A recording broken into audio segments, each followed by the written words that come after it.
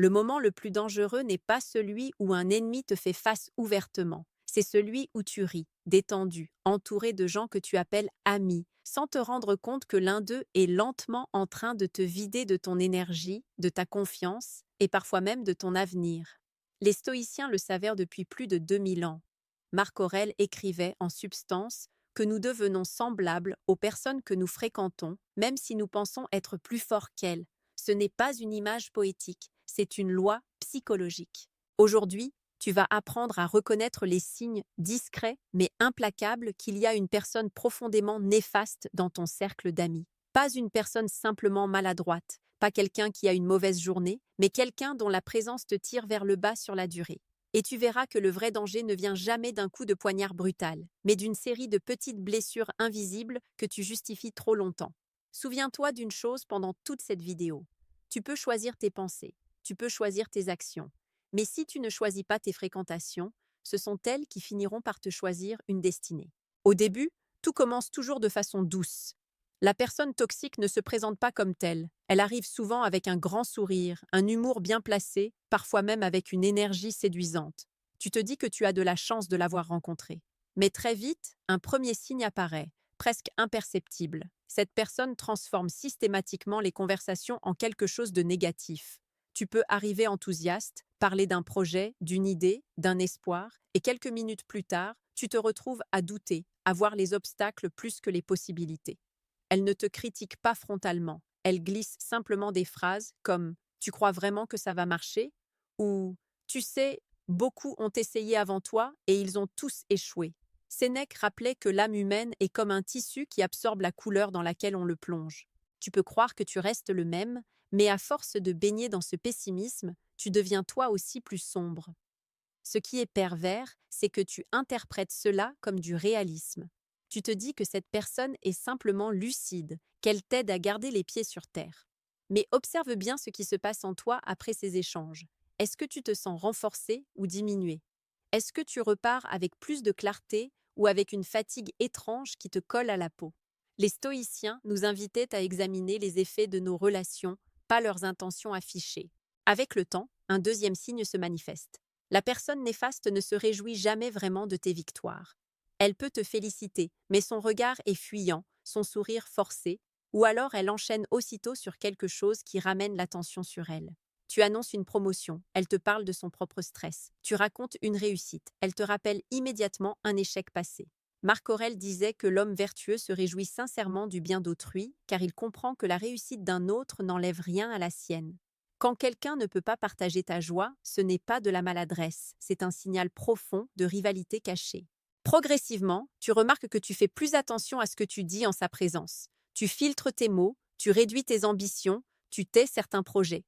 Ce troisième signe est redoutable. Quand tu ne peux plus être toi-même avec un ami, ce n'est déjà plus une amitié, c'est une négociation permanente. Épictète rappelait que la liberté commence à l'intérieur, dans la capacité de dire et de penser sans crainte. Si tu perds cette liberté à côté de quelqu'un, même sans cri ni conflit, c'est que quelque chose te vole ton espace intérieur. Et pourtant, tu continues à fréquenter cette personne. Parce qu'il n'y a pas de scandale, pas de trahison visible, juste une lente érosion de ton énergie. C'est ainsi que la personne mauvaise agit. Elle ne détruit pas ta maison en une nuit. Elle enlève une brique par jour jusqu'au moment où tu te demandes pourquoi tout s'écroule. Un jour, tu te rends compte que tu te plains plus souvent depuis que tu la connais. Tu te surprends à parler comme elle, à adopter ses expressions, ses jugements, sa vision fataliste. Ce quatrième signe est l'un des plus graves. Tu n'es plus seulement influencé, tu es contaminé. Sénèque écrivait que l'esprit humain est malléable et que l'on devient ce que l'on écoute le plus souvent. Si tes conversations tournent autour des défauts des autres, des injustices du monde et de l'impossibilité de changer, c'est que quelqu'un est en train de redessiner ton caractère. À ce stade, tu pourrais encore te dire que tout cela est normal, que toutes les amitiés ont leur haut et leur bas. Mais observe ce détail, cette personne ne te pousse jamais vers l'action constructive. Elle est toujours pleine d'explications sur pourquoi rien ne fonctionne, sur pourquoi les autres sont fautifs, sur pourquoi la société est corrompue. Elle te donne l'illusion de la profondeur, mais jamais celle de la progression. Marc Aurèle notait que se lamenter sur le monde sans agir sur soi est la plus subtile des fuites. Puis arrive un moment étrange. Quand tu es loin d'elle, tu te sens plus léger. Tu retrouves ton humour, ton calme, ton envie de créer. Et dès que tu la revois, une tension invisible s'installe. C'est le 5e signe. Ton corps sait ce que ton esprit refuse d'admettre. Les stoïciens accordaient une grande importance à ces signaux internes. Ils disaient que la nature nous parle sans mots, à travers nos sensations. Si quelqu'un te coûte systématiquement plus qu'il ne t'apporte, même en silence, c'est que ton âme est en train de te prévenir. Il ne s'agit pas ici de juger, ni de condamner. Il s'agit de lucidité. Une personne mauvaise n'est pas toujours consciente de ce qu'elle fait. Parfois, elle agit par ses propres blessures, ses propres frustrations. Mais la sagesse stoïcienne est claire. Tu n'es pas responsable de réparer les autres au prix de ta propre intégrité. Peut-être qu'en t'écoutant, tu reconnais déjà un visage. Peut-être que tu te dis que tu exagères, que ce n'est pas si grave. Pourtant, chaque fois que tu repousses cette intuition, tu renforces son pouvoir sur toi. Épictète disait que ce ne sont pas les choses qui nous troublent, mais les jugements que nous portons sur elles. Et tu portes peut-être encore le jugement que cette relation est supportable, alors qu'elle est en réalité corrosive. Avant d'aller plus loin, prends une seconde. Si tu veux continuer à comprendre ces mécanismes invisibles qui gouvernent tes relations, abonne-toi maintenant. Pas par habitude, mais parce que ce chemin vers la lucidité est long et qu'il mérite d'être parcouru ensemble. Dans la suite, nous allons voir comment la personne néfaste manipule subtilement ta perception, comment elle te rend dépendant sans jamais te lier par une promesse claire, et pourquoi les stoïciens considéraient le choix de ces fréquentations comme l'un des actes les plus décisifs d'une vie. Un jour, tu commences à remarquer quelque chose de troublant. Lorsque tu parles avec cette personne, tu te sens souvent obligé de te justifier. Tu expliques tes décisions, tu défends tes choix, même quand tu n'as rien fait de mal. C'est le 6e signe. La personne mauvaise ne te critique pas toujours ouvertement, mais elle installe en toi un tribunal intérieur permanent. Tu te mets à vivre comme si tu étais constamment évalué. Sénèque observait que celui qui ne se suffit plus à lui-même devient l'esclave du regard des autres. Si tu te surprends à chercher son approbation pour des choses qui autrefois allèrent de soi, c'est que ton autonomie intérieure est en train de se dissoudre. Ce qui rend cette influence si dangereuse, c'est qu'elle se déguise souvent en bienveillance. La personne te dit qu'elle te protège, qu'elle te met en garde, qu'elle est juste honnête, mais regarde les résultats, pas les mots. Après ces conseils, es-tu plus fort ou plus petit, plus confiant ou plus hésitant? Marc Aurèle rappelait que l'arbre se reconnaît à ses fruits, pas à la beauté de ses feuilles. Une amitié véritable te laisse plus droit que courbé.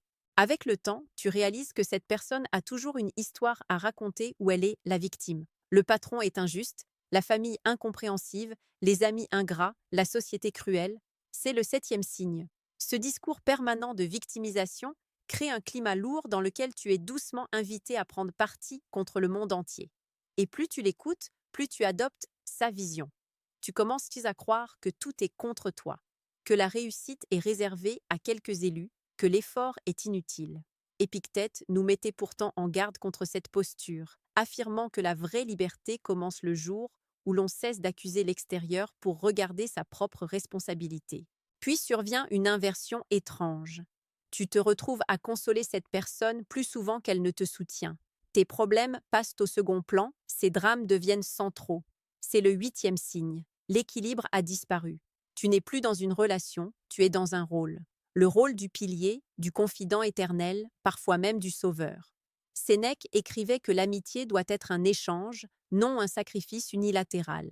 Quand tu donnes constamment sans jamais recevoir, tu n'es plus un ami, tu es une ressource. À ce stade, la personne mauvaise commence souvent à s'immiscer dans tes autres relations. Elle glisse des remarques sur tes proches, met en doute leurs intentions, souligne leurs défauts. Jamais de manière brutale, toujours avec une apparente subtilité. C'est le 9e signe. Peu à peu, tu te retrouves isolé, non pas parce que tu as coupé avec les autres, mais parce que ton regard sur eux a été empoisonné. Marc Aurèle insistait sur l'importance de vivre en harmonie avec la communauté humaine. Celui qui t'éloigne des autres sans raison noble t'éloigne de ta propre nature sociale. Tu peux alors te demander pourquoi tu restes. Pourquoi, malgré ces signaux, tu continues à appeler cette personne amie? La réponse est simple et dérangeante. Elle te connaît bien. Elle connaît tes doutes, tes failles, tes anciennes blessures. Et parfois, elle s'appuie sur cette intimité pour maintenir son emprise. Elle rappelle de vieux échecs, fait référence à des moments où tu étais faible, te renvoie à une version de toi que tu essaies de dépasser. C'est le 10e signe. Elle te maintient dans ton passé pour t'empêcher d'avancer. Les stoïciens disaient que l'homme sage est celui qui se renouvelle chaque jour. Si quelqu'un te voit toujours à travers le prisme de ce que tu étais et non de ce que tu deviens, alors cette personne n'est pas un compagnon de route, mais un gardien de prison invisible. À ce moment précis, beaucoup ressentent de la culpabilité. Ils se disent qu'ils devraient être plus patients, plus compréhensifs, plus tolérants. Mais la sagesse stoïcienne ne confond jamais bonté et naïveté. Être bon ne signifie pas s'offrir en sacrifice à ceux qui te détruisent lentement. Épictète rappelait que tu n'es pas obligé d'accepter tout ce qui t'est proposé, surtout quand cela menace ta paix intérieure. Alors que faire? Pas de confrontation dramatique, pas de discours grandiloquent. La première étape est intérieure. Tu cesses de te raconter que cette relation est anodine. Tu acceptes de voir ce qu'elle est réellement. Et cette prise de conscience, aussi discrète soit-elle, commence déjà à te rendre plus libre. Ensuite, tu observes tes réactions. Tu remarques quand ton énergie chute après un échange, quand tu te sens diminué, quand tu te tais pour éviter un jugement.